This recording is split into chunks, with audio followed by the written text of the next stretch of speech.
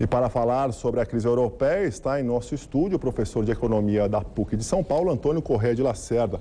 Boa noite, professor. Obrigado por aceitar o nosso convite. Obrigado. O que está por trás da crise europeia, da crise dos países do euro? Bem, a sua origem, na verdade, está na própria criação do euro, né? Quando você cria uma união monetária, como a que foi criada para a região, você acaba igualando, em termos de política cambial, países muito diferentes, né? Então, uma coisa é o euro para a Alemanha, que, aliás, foi a grande beneficiária do projeto do euro, e outra para países como Grécia, né, países como Espanha. A Itália estaria no meio termo dentro desse processo, porque a Itália é um país industrializado, que tem uma certa competitividade em alguns nichos. Mas, de qualquer forma, a criação do euro, de certa forma, foi benéfica para a região, porque muitos países puderam se desenvolver, mas também amarrou a capacidade deles executarem uma política doméstica em termos de macroeconomia, envolvendo, por exemplo, a possibilidade de desvalorizar sua moeda ou de uma contenção fiscal independente e uma política fiscal independente da região do euro. Então, nós estamos assistindo agora a essa crise de endividamento e de déficits muito altos. Em alguns países que têm uma taxa de desemprego muito alta, isso significa o seguinte, que qualquer programa de austeridade a ser implantado nesses países agravaria a recessão no curto prazo. Então, é uma saída muito difícil e que passa pela reestruturação, uma renegociação da dívida desses países. Professor, como que a crise na zona do euro afeta o Brasil? Olha, a crise na zona do euro significa que a Europa crescerá menos, né, nos próximos anos. Isso levará um longo período de ajuste e isso impacta o crescimento da economia mundial. Como nós temos outros problemas, nós temos problemas também nos Estados Unidos, temos problemas no Japão, a própria China, existe muita incerteza quanto à sua capacidade de continuar crescendo nesses níveis.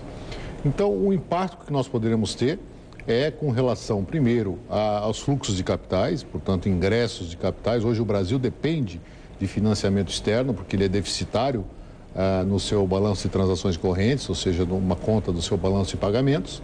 E outra que é o preço das commodities. Quer dizer, o Brasil surfou na onda dos últimos 6, 7 anos de crescimento quase contínuo dos preços das commodities. Nós somos grandes exportadores de commodities. E só no intervalo da crise de 2008 e 2007 que as commodities caíram, mas imediatamente já se recuperaram e estão num nível já superior a 2008, antes da crise. Então, o Brasil se tornou muito dependente de capitais externos e suas exportações dependem muito dos preços das commodities. Como esses dois fatores dependem do desempenho da economia mundial como um todo, uma redução do ritmo de crescimento ou qualquer incerteza pode expor a nossa fragilidade, ou seja, pode provocar lá na frente uma desvalorização do câmbio, pode provocar a necessidade de conter o crescimento da economia.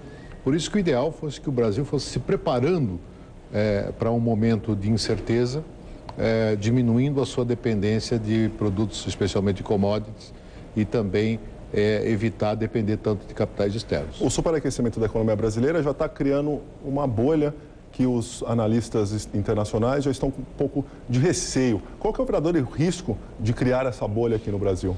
Eu vejo um risco baixo, pelo seguinte, na verdade, muita gente ainda está olhando a economia brasileira, e é o caso de muitos da mídia internacional, olhando o retrovisor, né? Então, olhando a grande aceleração do crescimento que houve em 2010, com algum reflexo ainda em 2011. Mas quando a gente pega na ponta, quer dizer, o consumo está se retraindo, você vai ter já um impacto, por exemplo, na própria indústria automobilística, isso já começa a reduzir. E o endividamento das famílias, proporcionalmente à sua renda e proporcionalmente ao PIB, olhando de uma forma macro, ainda está longe da situação de, por exemplo, países como os Estados Unidos, no auge da crise, né? Então, claro, é um problema que tem que ser levado em conta. No Brasil, a dívida é pequena, mas a proporção que a gente paga de juros é muito elevada. Aliás, não recomendo a ninguém se financiar no cartão de crédito ou no cheque especial, porque são taxas de juros absurdamente elevadas. Quem precisar se financiar tem a opção do crédito consignado, e mesmo o empréstimo pessoal muitas vezes é muito mais barato do que essas modalidades. Então, quer dizer, em termos macro, eu não vejo ainda um problema que possa comprometer o futuro, mas do ponto de vista do consumidor, das famílias, tomar cuidado com esse endividamento, porque é exatamente pelo custo elevado que hoje você tem dessas modalidades que eu citei, pode comprometer a renda futura. E a inadimplência é um assunto que agora virou notícia essa semana, né? Exatamente. O Brasil, tradicionalmente, é um país de baixa inadimplência, agora está crescendo, né? Porque realmente, com essa euforia de consumo que houve, principalmente em 2010, início de 2011, muita gente se endividou além da conta e não está conseguindo cumprir os compromissos, né? E com esse detalhe que eu estava sinalizando, que como você tem uma taxa de juros muito alta, dependendo da modalidade que a pessoa se financiou, o encargo fica muito elevado, né? E o sistema de metas da inflação utilizado pelo governo é o melhor para o país? Eu vejo que é um bom sistema.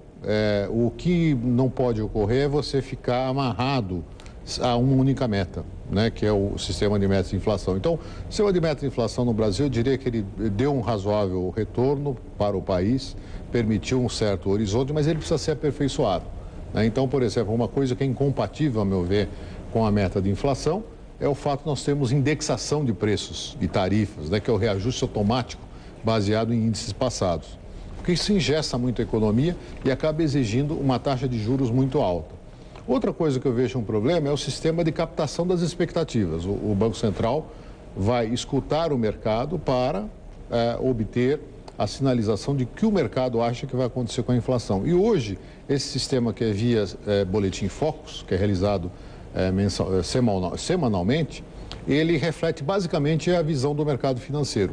Isso, para mim, no mínimo, representa um conflito de interesse, porque muita gente que está no mercado financeiro é também credor da dívida pública, que é corrigida pela taxa de juros Selic, né, que é definida pelo Copom, que, por sua vez, leva em conta as expectativas de inflação.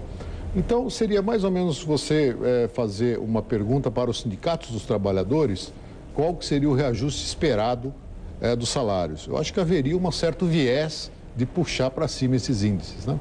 Então, é um risco que você corre com o sistema de captação de expectativas. Eu acho que o Brasil tem todas as condições de aprimorar um sistema de metas de inflação, ajustá-lo à política cambial, que é um outro problema, um câmbio supervalorizado como o do Brasil nos coloca nessa situação de dependência que eu falava, e sem esquecer do lado fiscal, que são os gastos públicos. Nós temos que melhorar muito a eficácia do uso dos recursos públicos para que o país possa aproveitar mais da sua possibilidade de crescer de uma forma sustentável. Ok, professor. Muito obrigado. Obrigado. Boa noite. Boa noite.